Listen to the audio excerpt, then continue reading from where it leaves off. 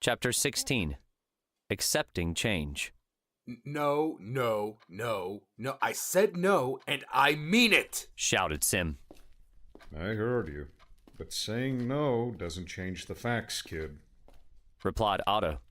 Sem stood in the entry hall with his back to the dining room, still not dressed for his morning routine. The fact is, we nearly died out there, forcing me not only to save a traveler, but her too. And you're asking me to do it all over again? That's not what I meant. We have no choice. The council said you needed to take on a partner, or we lose the Ark to Raz altogether. And I'm not going to make them mad along with all the other people out there, shouted Otto, waving his hand. I had things under control until she opened her mouth. From what she's told me, you slipped up and nearly got both of you killed. If it wasn't for her charm and quick words, I doubt you would have come back at all. Sem scowled and stomped into the living room, waving his hands wildly. We would have never found trouble if we hadn't decided to talk to them in the first place. I had things under control. I was just... You what? You were waiting until they attacked you so you could make a run for it like you always do? Making more enemies and friends as always? Face it, kid. You and I both know you're no good with people. She is, from what I've gathered. She may have doomed that world for all we know, shouted Sem, running his hands through his hair.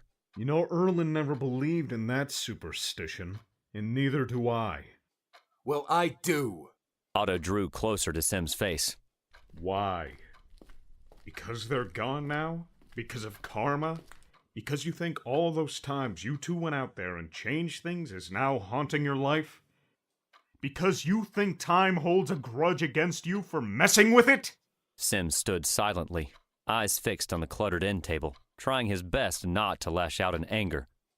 He walked over and stared at the bookshelf. Otto fanned his shirt, trying to cool down. He sat down on the sofa next to him. He let out a deep sigh, trying to purge his frustration. I'm sorry, kid, but you need to let go of the past. Not just for your sake, but for my sake and everyone else who was expecting us to figure this problem out. I'm not risking her life just to please the masses, replied Sem. Otto leaned forward from the couch. Then teach her. Teach her what you know. She's a quick learner. I'm not gonna just replace her. Sem, I'm not asking you to replace her. No one can do that, said Otto, leaning toward him, his words soft and delicate. Allie strolled down the stairs and into the living room, dressed and ready for the day. Sem stood with his hand on the bookshelf, facing away from Otto. Otto rested his head on the back of the sofa. Hey, kiddo. How did it go? Fine. Oliver seems to be taking it rather well, actually, she replied, collapsing down on the sofa next to Otto. I'm sure your kind of explanation helped him cope with it a lot better, said Otto. He looked over at Sem as if he had proven his point. Sem rolled his eyes. Maybe. Though he seemed happier just to have a nice bed to sleep in last night. So, what were you two talking about? Nothing, said Sem as he glared over at Otto. Well, we were just talking about how well you did out there, said Otto. He smiled at her, clearly ignoring Sem. I don't think I was all that helpful, but thanks, anyway. No, you were. We were just talking about how Sem wanted to take you on as his new partner. You can stay here and help us, assuming you're interested, asked Otto as Sem raised his eyes to the ceiling with an aggravated look. Said Allie, feeling her anxiety build. She scratched her forehead and noticed Alexander's silver chain bracelet dangling from her wrist. She lowered her hand and fiddled with it for a moment. You know what? I'll do it. I'd love to. Anything to help you guys out. I'd say it's the least I can do, since you saved my life and are helping me get back home. Excellent. In that case, I'll call and let everyone know we're having dinner here tonight to celebrate. You guys don't have to do that for me. Nonsense. We'd love to. It's not every day we're blessed with a new friend joining our crusade. I'd say that's a cause for celebration.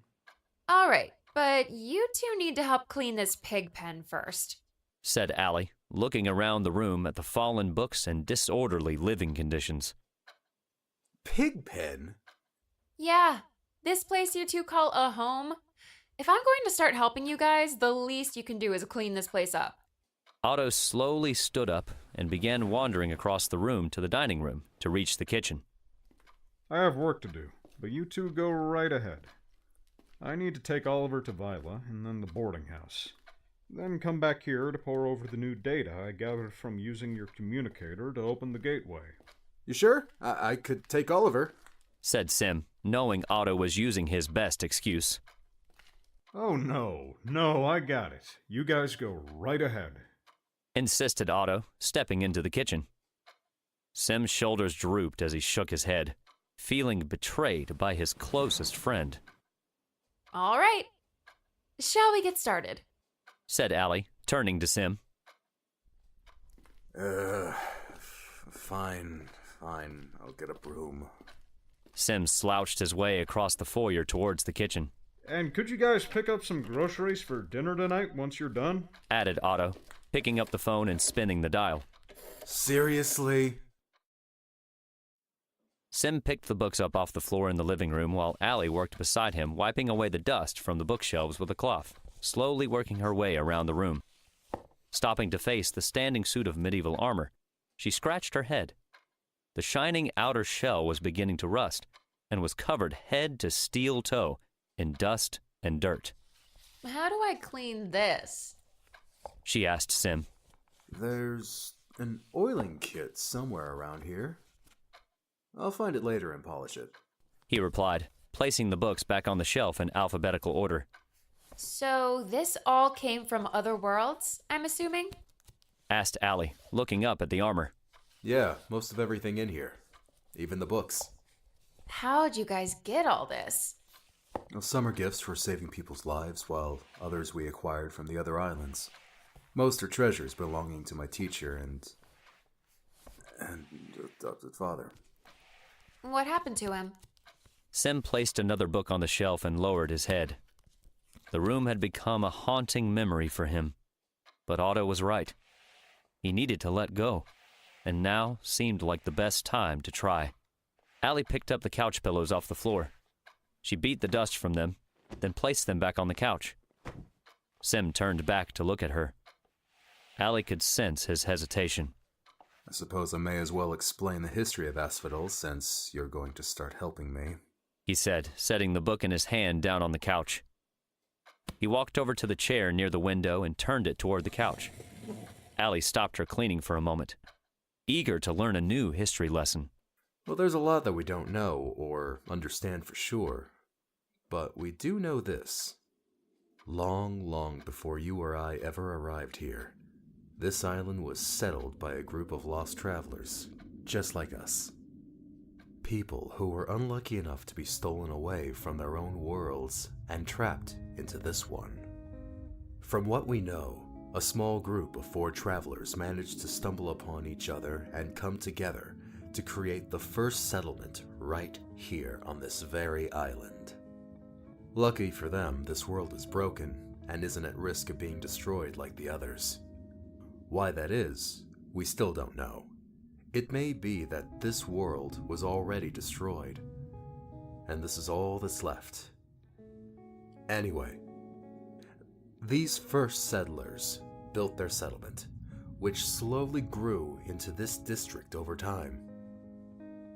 Their families survived and flourished and met other lost travelers as they built the bridges and expanded out to the other islands. The first settlers began to call this world Asphodel, thinking at first they had died and been taken to the Greek lair of the underworld, a place that was neither a heaven or a hell. Wait, so there are people here who were born in Asphodel? Of course. Leo is one such person, along with the rest of his family dating a few generations back. Anyway, my mentor was one of those people who randomly ended up here as a lone survivor. His name was Erlen, a stubborn man with a rather strange sense of humor who, despite all the theories, knew what this place really was. He had the mind, the knowledge, and the drive to explore this world and all its many mysteries. He convinced everyone that this was just another world, and that with their help, he could research it further and maybe find a way home for everyone. Of course, not everyone agreed, but a few people chose to help him. After several years of work, successes, and failures, he and a close associate of his eventually built the very first Ark. However, when he first used the Ark trying to get home, he only found one signal for one world when he expected to find an unimaginable number. He ventured out into the world he had discovered without realizing what lied beyond, and found another missing traveler like himself. After bringing the traveler back here with him, the signal leading to that one world vanished. Not long after, the signal for another world appeared. Only this time, Erlen chose not to go. The signal came and went, and the world disappeared. Moments later, another island appeared in the skies over Asphodel. And that was the moment he made his life-changing discovery. The moment that set my life in motion before it even began. Worlds that other people like Erlen had stumbled into, and now their lives, along with the lives of everyone else living in those worlds, were in danger if he didn't intervene. So, he set aside his goal of trying to find a way home and started what he would later call the Guardian Project. One dedicated to using the Ark to save lives first, to be used as a tool in traveling to each new world in danger, to be used as a gateway guiding him to those lost travelers who need his help, and in the end, saving each world from extinction. Allie's eyes widened. She thought about the vast responsibility that now rested on her shoulders. Wow. Seems unimaginable to think one life has that significant of an impact on a whole world. So, how did you become a guardian? Same way as you. I was dragged into it. When I was 9, I found myself wandering through a swamp late at night after being stolen away from my world. I called out for my mother, screaming her name amidst the fog, but the only voices I ever heard call back to me were the frogs and crickets. I walked for hours through the marsh, searching for my mother, hoping I would find her. That's when Erlen found me. He found me crying with my back against the tree, waist deep in muck, hoping someone would come for me. He brought me back here with him. After that, I lived at the children's orphanage under Vila's younger watchful eye until I was 13. Since I was never adopted, Erlen took me in, along with... It's like I always say, hun. We all make our own history. Sem trailed off. He hesitated to speak for a moment. Me and a friend. We became his students, his young protégés who would continue being guardians long after he'd passed away. So, what happened to him? Asked Allie, intrigued by the story. Sem looked at her. Allie stared back at him and saw the heartbreak in his eyes. She had reached the horizon to his story, sensing the rest was about to be open waters filled with sadness. The sound of the front door opening interrupted their conversation. Otto walked in and hung his coat up on the rack. He looked around the room, clearly enjoying the cleanliness of his newly tidy home. Looks good. I don't think I've seen the floors this clean since I first moved in, he said. Allie and Sem stood up and walked toward Otto in the entry hall. Well, having another hand around here definitely makes things easier, said Sem. Allie's face turned pink. She felt moved by Sem's first compliment to her. Whether it was the story or just knowing she wasn't going away, she couldn't say, but something had swayed his mood. You guys finished? Asked Otto. He wiped his hand across the entry table, feeling its clean and polished surface. Still have a few little things left to do, said Allie, surveying the room. Good. Why don't you two save those for later and go get the groceries then? Otto walked over to the dining room table and picked up the grocery list he had made. He handed it to Sem. Sem looked it over before glancing up at him. You couldn't have grabbed all this while you were out? Nah, that's what I have you for, kid. Sem chuckled and shook his head. Come on, let's go before he adds on more. The house fell quiet.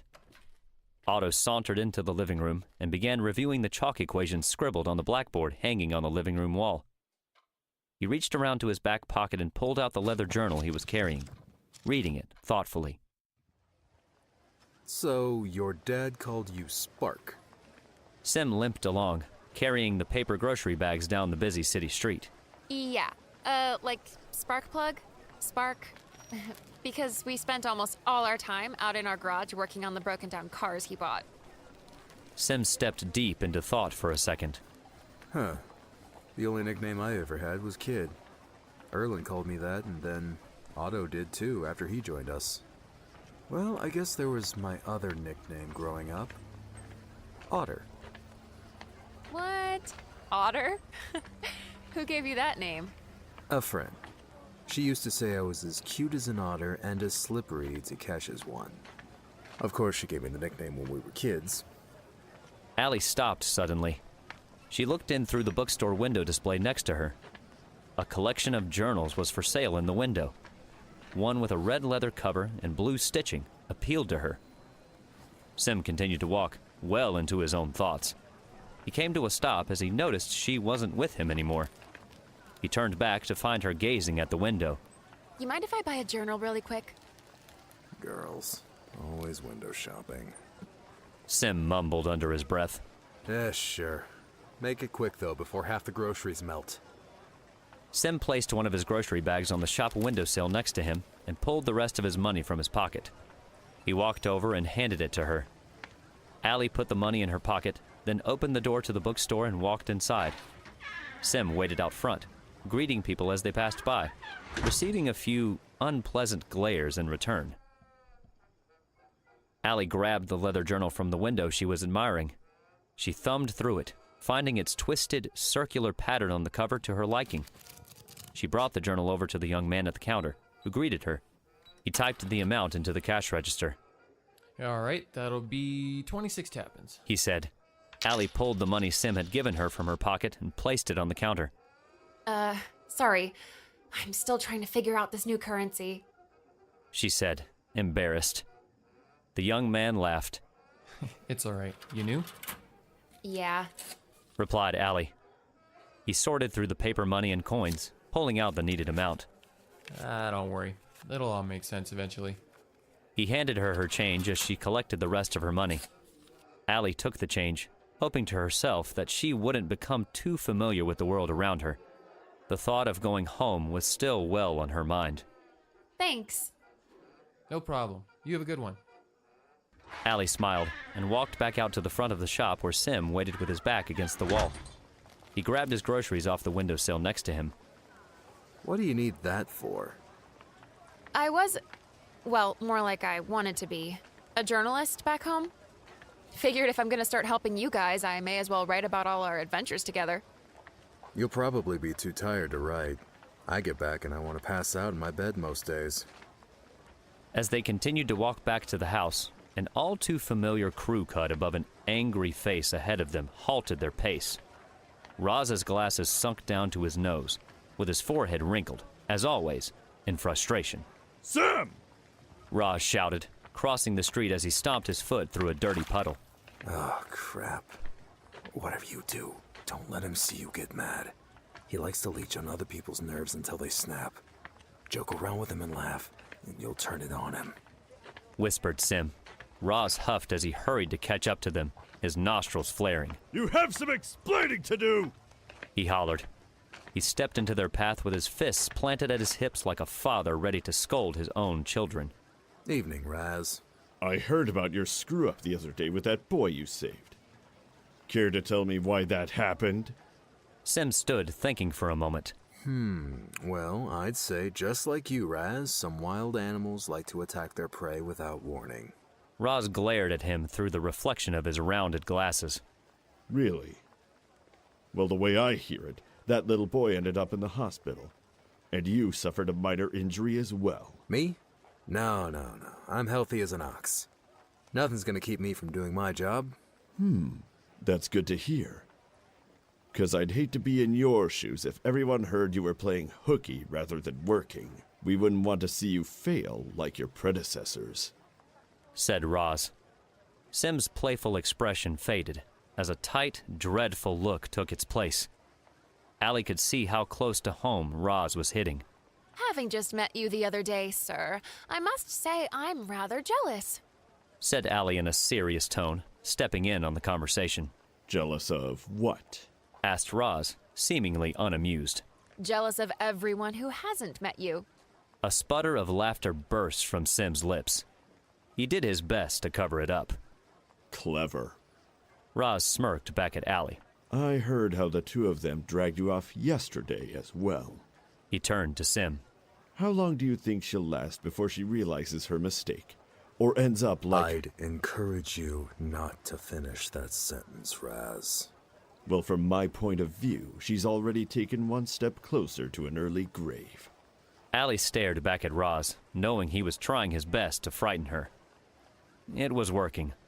She could feel the fear she'd been fighting back returning, thinking of everything she would lose back home if she died helping Sem. She fumbled with her silver bracelet for comfort. Raz, I've tried to see things from your point of view before, but the problem is, I don't think I can get my head far enough up my own ass to know. Sem replied. Roz's smug expression faded. Allie's fear was driven back. She snickered into the palm of her hand. It doesn't matter. I only have to wait.